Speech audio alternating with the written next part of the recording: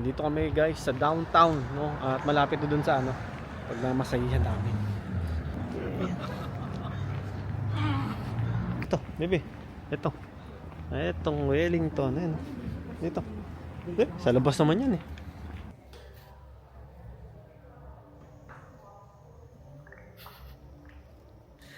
So waiting kami guys, waiting kami noon nung ma-process yung aming mga papel kasi first time namin dito, so kailangan nilang i-register yung mga tanong natin, check ko muna baka may bayan pa dito guys. Eto, ayun, grabe. Sarap. O guys doon sa ano sa Wellington natural health natural kami nagpaano ni Jen. Actually nag-ano na nga si Jen. Nauna na kasi mas nauna siyang nag-schedule. So 11:40 siya. Tapos ako alauna. So ngayon ang ginawa niya, since meron siyang appointment din sa salon, no, kasi papagupit siya. Kita niyo may ano pa ako. Ay, sabi nakatulog nga ako doon guys, nakatulog ako. Pero masarap.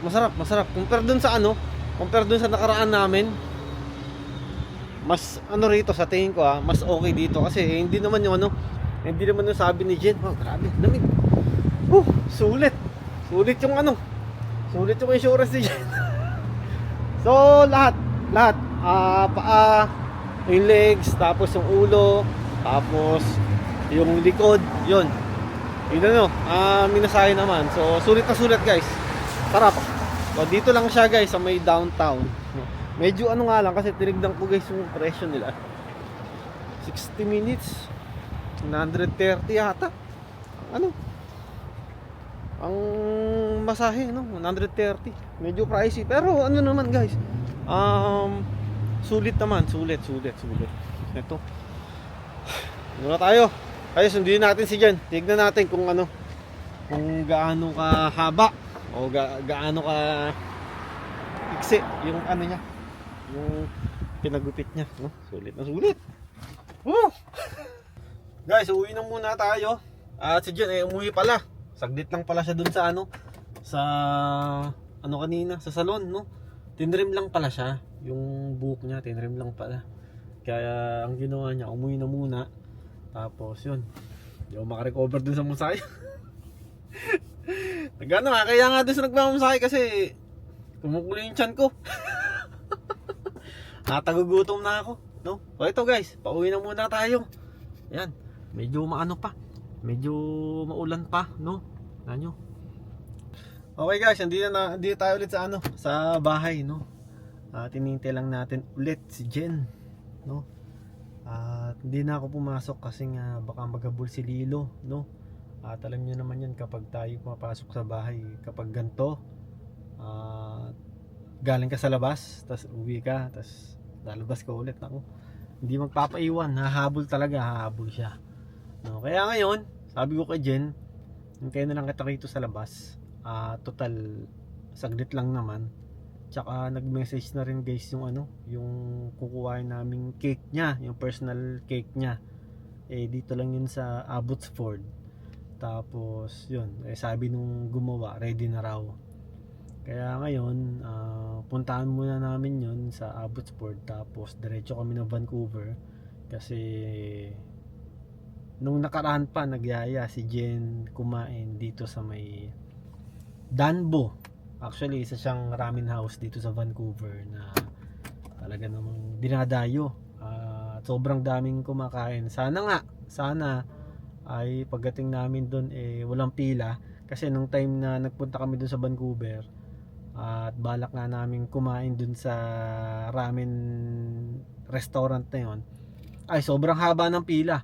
Kaya ang ginawa namin, sa iba na lang kami pumunta at kumain, no? So ngayon sana wala halos tao at hindi mahaba yung pila para at least makakain kami kaagad at makabalik dito kasi medyo oras na, alas 3 na ng hapon, no? At bibiyahe kami siguro mga isa't kalahating oras ang papunta doon, pero daan muna kami ng Abbotsford. Ito na yung asawa ko. Oh, wow. Oh, wow! Ang ganda naman! Ganda! Oh! Sabi yung bagong ano? Ay, Jay, sumabit yung ano mo, yung kwintas mo sa buhok mo. Yan, oh. Uy!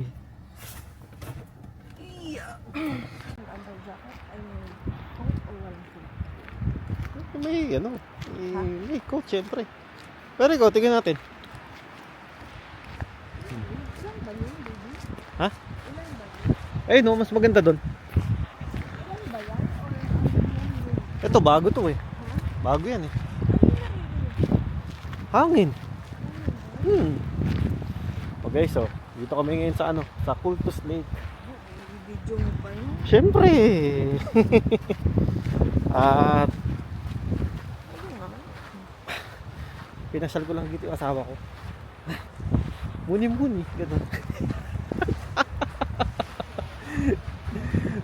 Lamig. Ganda talaga rito sa lugar na to. Tanya yan. Yan, no? Cultus Lake. Punta dito sila kuya, di ba? Oh. Ito ang ano rito. Na winter, sobrang lamig. Tsaka walang katao-tao halos. Kasi sobrang lamig. Pero pag summer dito, naku po. Ano ito? Punong-puno itong lugar na to. Ano gagamitin mo camera? Ayan? Ito. Mas maganda. Sure ka? No. May cellphone. Ay, lamig. Patutuloy yung asawa ko dito. Dito sa kanila.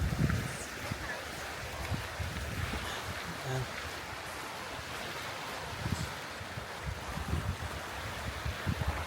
Ay! Ano? Sarado. Doon kayo sa kabila. Sarado rin. Ha? Sarado rin. Bakit kaya? Pwede naman siguro. Delikado kasi Ha? siguro. Ha? Check natin. Magkano ka lang naman dyan? Pipicture ka lang naman. Pipicture ka lang naman dyan. Video lang naman dito. Oo, dito lang. Ha?